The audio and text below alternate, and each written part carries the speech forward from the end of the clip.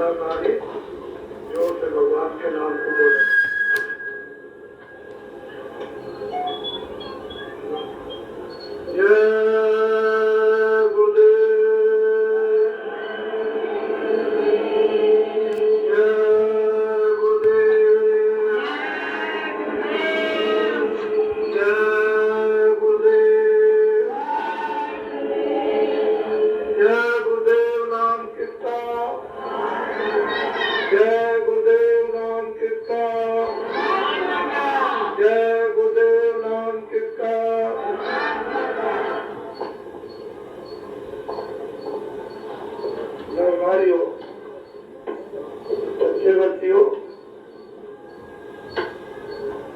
आज ये बड़ा सौभाग्य है। आज का दिन, आज की घड़ी बड़ी पवित्र है। ऐसे शुभ दिन कभी कभी जीवन में लोगों को मिलते हैं। भगवान की आज कृपा हो गई कि हम सब लोग एक दूसरे को देखते भी हैं और आज एक छोटा सा परमात्मा का संदेश सुनने को मिला।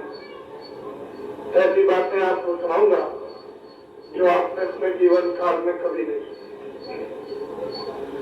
ये मनुष्य शरीर उस परम पिता परमात्मा भगवान ने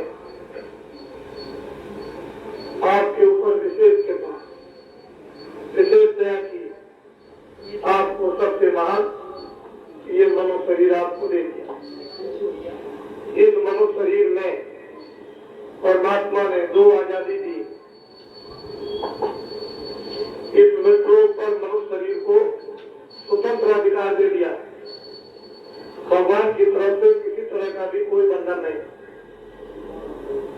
और दो अधिकार उसने क्या दिए हैं कि एक अच्छा एक बुरा, जिसको पाप और पुण्य कहते हो, ये दो काम करने के लिए मनुष्य को मृत्युलोक में स्वतंत्र अधिकार मिला। और विशेषकर जो मनुष्य शरीर में पांचों तत्व पूरे, जल पृथ्वी अग्नि वायु आकाश, इन सब चीजों को समझने के लिए भगवान ने आपको बुद्धि दी। उस बुद्धि से वर्तमान का आगे का पीछे का आप सोचें तो आपकी सबको समझ में आ जाएगा। मनुष्य शरीर एक अनमोल धन है। ये मनुष्य शरीर बार बार नहीं मिलता। सारे संसार की संपत्ति दौलत को एक जगह रख दीजिए, मनुष्य शरीर नहीं दे सकता। ऐसा अमूलक मनुष्य शरीर उस परम पिता परमात्मा ने सबसे ऊंचा और सबसे महान आपको दे दिया। उसने ऋषियों मुनियों महात्माओं को, साधु संतों और सारी शक्तियों को इस जमीन पर भेजा और कहा उनको बताओ कि जन्मजात का आपको अधिकार दिया है और उन अधिकारों को समझ लो। एक अच्छा एक बुरा, आंख से अच्छा देखो बुरा, कान से अच्छा सुनो बुरा, वाणी से अच्छा बोलो बुरा, मन से अच्छा संकल्प करो बुरा, बुद्धि से अच्छा विचार करो बुरा, हाथ से पैर से अच्छा काम करो बुरा। भगवान की तरफ से कोई भी बंधन नहीं। कर्म करने में प्रत्येक प्राणी, प्रत्येक मनुष्य, प्रत्येक इंसान स्वतंत्र आजाद है और फल भोगने में फल है। कर्म करने में अंतिम समय तक कोई आप यहाँ पर, कान पर, वाणी पर, बुद्धि पर, मन पर कोई बंधन नहीं लगाएगा। जो चाहे आप करें। ऋषियों मुनियों साधु संतों ने जो छोटी छोटी व्यवस्थाएं बनाई, उसमें आपको परिचय कराया कि ये अच्छा ये बुरा, सम्मान करो, प्यार करो, सेवा करो, आदर करो, प्रेम से मोहब्बत से बोलो, एक दूसरे के काम आओ। ये चाची है, ये माता जी है, ये भाई है, ये बहन है और ये रिश्तेदार हैं, ये आपके पड़ोस के हैं, ये समाज के हैं, ये देश के हैं। ये छोटी छोटी समाजों में ऋषियों मुनियों ने छोटी छोटी व्यवस्थाएं बनाई थी। आप लोगों ने इन व्यवस्थाओं को सबको छोड़ दिया। आए थे जीवात्मा के कल्याण के लिए मनुष्य रूपी सबसे ऊंचे स्थान पर, तो आपने जीवात्मा का कोई काम नहीं किया। जो भी आप काम करते हो, ये पंच भौतिक मनो शरीर इस मकान का बाहर की ये तमाम संपदा, ये सामान एकत्रित इकट्ठा करते हो कि ये शरीर के काम आएगा।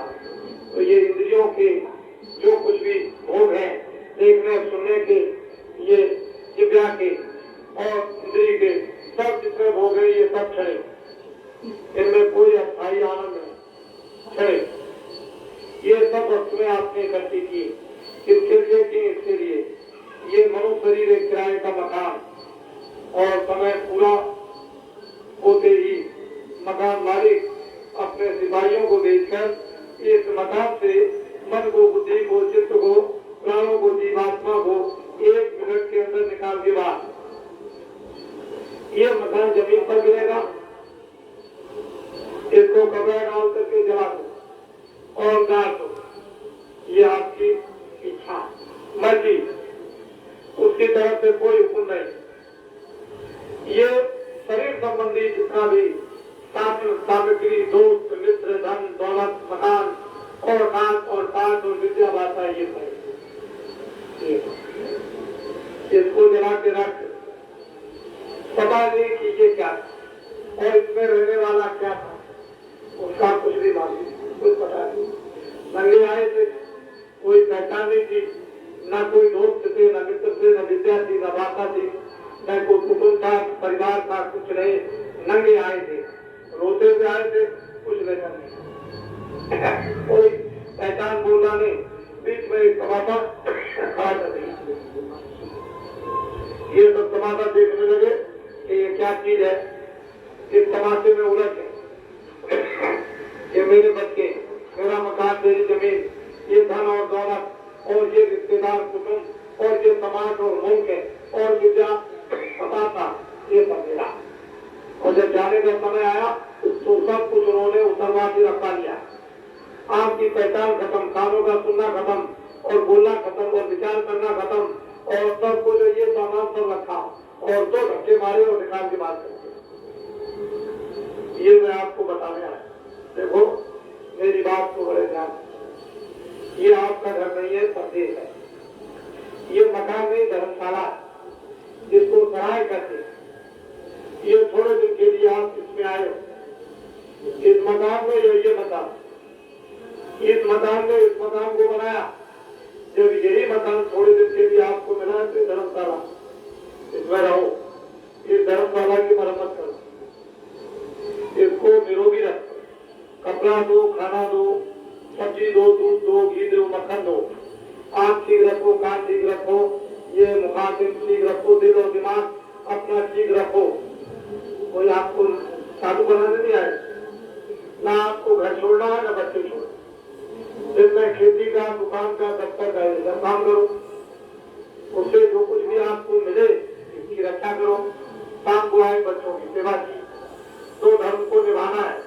गृहस्थाश्रम में बच्चों की सेवा, पालन पोषण करना, आए गए का घर में सरकार, और तब तक दुकान और खेती में मेहनत से काम करना।